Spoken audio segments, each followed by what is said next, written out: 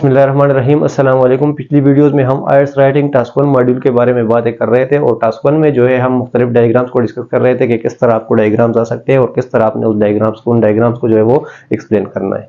ठीक है, तो सारे डायग्राम्स तकरीबन हमने जो है वो डिस्कस किए थे। आज लास्ट डायग्राम है जिसको प्रोसेसिंग डायग्राम उसको कहते हैं। इसमें क्या होता है, इसमें इन्होंने हमें जो है वो एक प्रोसेस दिया हुआ होता है स्ट्रक्चर की शक्ल में और उस स्ट्रक्चर को हमने जो है वो एक्सप्लेन करना होता है। किस तरह दिया होता है, मिसाल के तौर पर इस तरह इन्होंने एक्स्ट्रा हमें जो स्ट्रक्चर दिया हुआ है प्रोसेस का और इसको जो है हम एक्सप्लेन करेंगे। तो मिसाल के तौर पर ये एक हमारे पास जो है वो स्ट्रक्चर है, तो किस तरह जो है हम इसको एक्सप्लेन करेंगे। ठीक है, तो इन्होंने इसके साथ हमें स्टेटमेंट दिया है। स्टेटमेंट में क्या लिखा है, the diagram illustrates how steel rods are manufactured. ये कह रहे हैं कि ये डायग्राम हमें शो कर रहे हैं कि किस तरह जो है वो स्टील रॉड्स बनाए जाते हैं। सही है, तो फिर मैंने इन सारे जो इसमें स्टेजेस थे वो स्टेजेस मैंने पढ़े। किस तरह मैंने पढ़े, मैंने देखा कि ये वाला केबिन जो है इसमें क्या यूज हुआ है, इसमें रॉ मटेरियल यूज हुआ है। कौन कौन सा रॉ मटेरियल है, आयरन और येलो और कार्बन, ये तीन रॉ मटेरियल जो है इसमें यूज हुए। सही है, फिर नेक्स्ट स्टेज में इन तीनों चीजों को जो है वो मेल्टिंग केबिन में डाला गया है। वहाँ इसकी मेल्टिंग हो गई है, कितनी मेल्टिंग हो गई, तकरीबन 1300 से लेकर 1500 डिग्री सेंटीग्रेड तक इसकी जो है वो मेल्टिंग हो गई है। उसके बाद इसको रिफाइनमेंट केबिन में ले जाया गया है, वहाँ रिफाइनर्स जो है इसकी रिफाइनिंग करते हैं। ठीक है, उसके बाद नेक्स्ट स्टेज में इसको रोलिंग के लिए लिया जाता है, उसकी रोलिंग करते हैं रोलर्स के थ्रू। उसके बाद नेक्स्ट स्टेज में इसको हीट ट्रीटमेंट के लिए ले गया है। सही है, और हीट ट्रीटमेंट इसकी करते हैं और इसके बाद जो है नेक्स्ट स्टेज में इसका जो है सरफेस चेक किया जाता है, सरफेस चेकर के जरिए या जो है मेजरिंग ऑटोमेशन मशीन जो होते हैं उसके जरिए इसका जो है वो सरफेस जो है वो चेक किया जाता है। सही है, नेक्स्ट स्टेज में फिर जो है इसकी साइजिंग की जाती है, मुख्तलिफ साइज में इसको कट किया जाता है। सही है, कटर्स के थ्रू। उसके बाद नेक्स्ट स्टेज में जो है वो आईडी स्टैंपिंग किया जाता है, जबकि आपका जो आयरन बन गया तो इस पर फिर वो अपना स्टैंप लगाते हैं। ठीक है, कि ये फलाना कंपनी का जो है वो आयरन जो है वो बना हुआ है, और आखिर में इसकी इंस्पेक्शन की जाती है कि सही बना है कि या सही नहीं बना। ठीक है, तो ये सारा जो है प्रोसेस उन्होंने हमें दिया हुआ है और जी जो बातें मैंने अभी की ये मैं इंग्लिश में वर्ड्स में जो है यहाँ पे अब एक्सप्लेन करूंगा अपने अल्फाज में। ठीक है, तो किस तरह हमने करना है, सबसे पहले जो है हमारे पास उन्होंने हमें जो स्टेटमेंट दिया हुआ है, स्टेटमेंट में जो है एक हमें नॉर्मल स्टेटमेंट दिया होता है और दूसरा उसके साथ एक क्वेश्चन दिया होता है। तो हमने जो नॉर्मल स्टेटमेंट दिया हुआ होता है उसको हमने अपने इंट्रोडक्शन में जो है वो उसकी पैराफ्रेजिंग करनी है और अपने अल्फाज में जो है वो अच्छी वोकैबुलरी के साथ जो है वो लिखना है। ठीक है, तो मैंने इन्होंने बात लिखी है कि the diagram illustrates how steel rods are manufactured. उन्होंने लिखा है कि डायग्राम हमें शो कर रहा है कि स्टील रॉड्स जो है वो किस तरह बनते हैं। तो यही बातें जो है मैंने अपने अल्फाज में लिखी है, सिर्फ इसकी वर्डिंग चेंज की है। मैंने लिखा है कि the diagram explains the way in which steel rods are produced. सही है, बात का मतलब यही है, लेकिन सिर्फ अल्फाज जो है वो उसके चेंज हुए। तो ये मैंने इसका जो है इंट्रोडक्शन लिख दिया। इसके बाद जो है हम ओवरव्यू लिखेंगे। सही है, तो ओवरव्यू में मैंने आपको बताया था कि क्या लिखेंगे। ओवरव्यू में जो है हम मेन पॉइंट्स जो है वो लिखेंगे। सही है, तो यहाँ मैंने ओवरव्यू में क्या लिखा है, overall the process consist of 9 stages. मैंने पहले जो है देखा इसमें कितने स्टेजेस है, इसमें टोटल जो है 9 स्टेजेस है। तो मैंने लिख दिया कि सारे प्रोसेस के 9 स्टेजेस है। बिगिनिंग विद रॉ मटेरियल, शुरू होता है कहां से, रॉ मटेरियल से, and ending up with the product inspection, और एंड होता है इंस्पेक्शन पे। ठीक है, तो मैंने इसका जो है ओवरऑल बता दिया कि इसके जो है वो स्टेजेस कितने हैं, शुरू कहां से होता है, खत्म कहां से होता है। मेन पॉइंट्स जो है वो मैंने यहाँ पे बता दिए ओवरव्यू में यही मेन पॉइंट्स बताने होते हैं। आपको मैंने बताया कि ओवरव्यू में आपने मेन जनरल इंफॉर्मेशन देने होते हैं। ठीक है, अब जो है हम वो बॉडी पैराग्राफ जो है वो डिस्कस करेंगे, और बॉडी पैराग्राफ में इस तरह नहीं करेंगे कि पिछली वीडियोस में जिस तरह हम पिछले डायग्राम्स को जो है वो डिस्कस कर रहे थे, उनमें जो है पैराग्राफ्स के लिए हम जो है डेटा को जो है वो ग्रुप्स में तकसीम करते थे।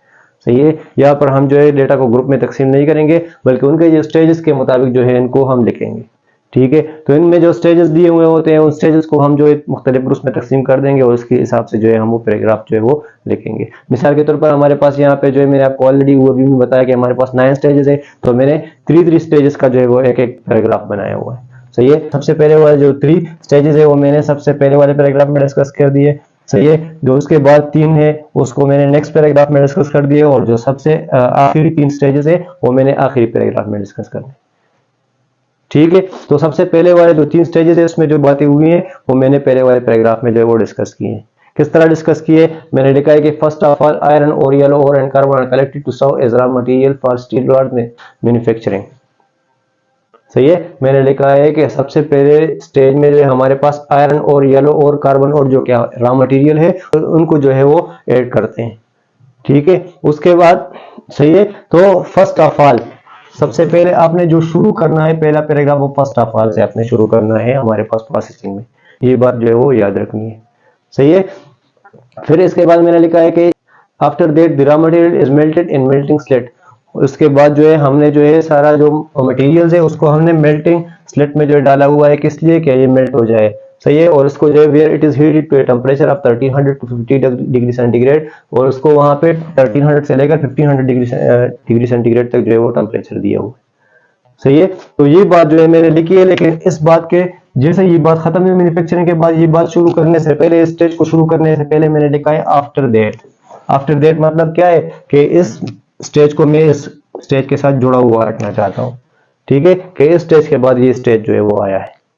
सही है। तो आपने भी इस तरह एक स्टेज को दूसरे स्टेज के साथ वो जुड़ा उसका रखना है और शो करना है कि ये पहले स्टेज की बात के बाद जो है ये बात हो रही है। सही है। The melting mass is then transferred to a refinement cabin to undergo refinement, और यही मेल्टेड मास जो है फिर ट्रांसफर किया हुआ है कहाँ पे, रिफाइनमेंट केबिन पे, कि क्या हो जाए उसका, वहां पे उसकी रिफाइनरी हो जाए, रिफाइनमेंट हो जाए। सही है। तो इस दिन जो मैंने यहाँ पे इसमें लिखा हुआ है, इसका भी यही मतलब है कि मेल्टिंग के बाद इसकी जो है रिफाइनरी हुई है, इसके बाद ये स्टेज आया हुआ है। तो इस स्टेज को भी मैंने इस स्टेज के साथ मिलाया हुआ है। तो हर आने वाला स्टेज को जो है उसको पिछले वाले स्टेज से मिलाना है, लेकिन एक टाइप के वर्ड जो है वो यूज नहीं करने हैं। ठीक है, उस वर्ड्स को जो है आपने चेंज करना है। किस तरह, जैसे मैंने लिखा यहाँ पे आफ्टर दैट लिखा हुआ है। सही है। यहाँ पे इज देन लिखा हुआ है। सही है। अब जो है यहाँ पे 3 स्टेजेस मुकम्मल हुए तो हमारा फर्स्ट पैराग्राफ भी कंप्लीट हो गया। सही है। नेक्स्ट पैराग्राफ में जो है हम ये 3 स्टेजेस जो है वो डिस्कस करेंगे। ठीक है। तो इसमें मैंने क्या लिखा है, इन द नेक्स्ट स्टेज। अब देखो, इन द नेक्स्ट स्टेज मतलब क्या है कि इसके बाद जो स्टेज है वो यही है। सही है। तो मैंने इस स्टेज को अब रिफाइनमेंट केबिन वाला जो रिफाइनरी वाला स्टेज है उसके साथ मैंने इसकी जुड़ाव जो है वो रखा हुआ है और शो किया हुआ है कि ये रिफाइनरी के बाद की जो है वो बात हो रही है।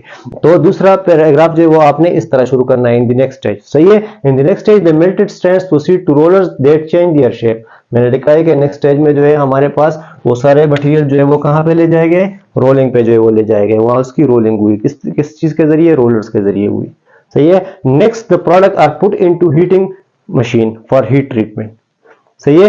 तो नेक्स्ट जो है हमारे पास, अब यहाँ पे इन द नेक्स्ट मैंने लिखा, यहाँ पे इज देन लिखा, यहाँ पे आफ्टर दैट लिखा हुआ है, यहाँ पे मैंने नेक्स्ट लिख दिया। सही है। तो सारों का जो है मतलब एक है, लेकिन वर्ड जो है वो चेंज है। सही है। तो मैंने कहा कि नेक्स्ट जो है इसको सारों को कहाँ पे ले जाया गया, हीटिंग मशीन में। वहां जो है where they put into heating machine where they undergo the heat treatment, वहां इसकी क्या हो गई, हीट ट्रीटमेंट हो गई। सही है। फिर मैंने लिखा है सब्सिक्वेंटली। सही है। यहाँ पे नेक्स्ट है, इन द नेक्स्ट है, उसके बाद जो मैंने सब्सिक्वेंटली लिखा हुआ है। तो इन चारों का जो है वो मतलब एक ही है, लेकिन जो है मैंने वर्डिंग जो है उसकी चेंज की हुई है। Subsequently a measuring automation completes a surface check of the product. इसके बाद जो है नेक्स्ट स्टेज है, उसमें हमारे पास क्या होता है, सरफेस चेक होता है इनका। सही है। किस चीज के जरिए होता है, मेजरिंग ऑटोमेशन के जरिए। सही है। तो इस तरह मैंने जो है ये पहले 3 स्टेजेस और दूसरे 3 स्टेजेस जो है वो मैंने डिस्कस कर दिया इन 2 पैराग्राफ्स में। सही है। तो इस तरीके से जो है आपने अपने जो है वो स्टेजेस जो है वो डिस्कस करने हैं। सही है। नेक्स्ट पैराग्राफ में जो है हम आखिरी 3 स्टेजेस जो है अब डिस्कस कर रहे हैं। अच्छा, दोनों पैराग्राफ्स के बाद जो है हम आखिरी पैराग्राफ जो है वो डिस्कस कर रहे हैं। तो आखिरी पैराग्राफ जो है मैंने उसमें ये 3 स्टेजेस जो है वो डिस्कस किए हैं। ठीक है। तो मैंने क्या लिखा है, following the previous step then the metal rods are sized by special cutters. सही है। मैंने लिखा है कि इस स्टेज के बाद मैंने इसका मिलाप जो है वो पिछले वाली पैराग्राफ के आखिरी स्टेज के साथ किया हुआ है। सही है। कि इसके बाद ये स्टेप जो है वो स्टार्ट हो रहा है। मेटल रॉड जो है फिर उसका क्या किया जाता है, उसका साइजिंग किया जाता है, किस चीज के जरिए, कटर्स के साथ। एंड गेट्स आईडी स्टैंप, और उसके साथ साथ आईडी स्टैंप, उसमें आईडी जो है वो अपने लगा लेते हैं। ठीक है। तो मैंने यहाँ पे आईडी स्टैंपिंग की बात की है। फिर उसके बाद मैंने कहा है finally the product undergoes inspection and are ready for use. और आखिर में जो है हमारे पास जो सारा जो प्रोडक्ट बना हुआ है उसका इंस्पेक्शन किया जाता है और रेडी हो जाता है यूज के लिए।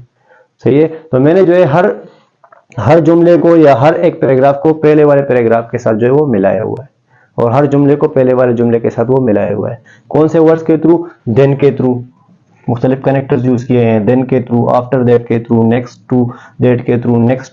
सही है। सब्सिक्वेंटली, ये मुख्तलिफ वर्ड जो है मैंने यूज किए हैं। इसके अलावा मैंने शुरू कहाँ से किया है, या फर्स्ट ऑफ ऑल हम शुरू में लिखेंगे, या बिगिनिंग में जो है वो इससे जो है वो हम शुरू करेंगे इन वर्ड से। सही है। और आखिरी जो हमारे पास स्टेज होगा उसको शुरू करने से पहले हम जो है या फाइनली लिखेंगे या जो है इन द एंड लिखेंगे। तो इसके जरिए हम जो है अपना प्रोसेसिंग वाला मैप जो है अच्छे तरीके से एक्सप्लेन कर सकते हैं। ठीक है। आईएलटीएस राइटिंग टास्क 1 का मॉड्यूल जो है वो यहाँ पे कंप्लीट हो गया। तो नेक्स्ट जो है इंशाल्लाह हम आईएलटीएस राइटिंग मॉड्यूल का टास्क 2 जिसे हम कहते हैं, या एसे राइटिंग जिसे कहते हैं, वो हम डिस्कस करेंगे। शुक्रिया। अल्लाह हाफिज।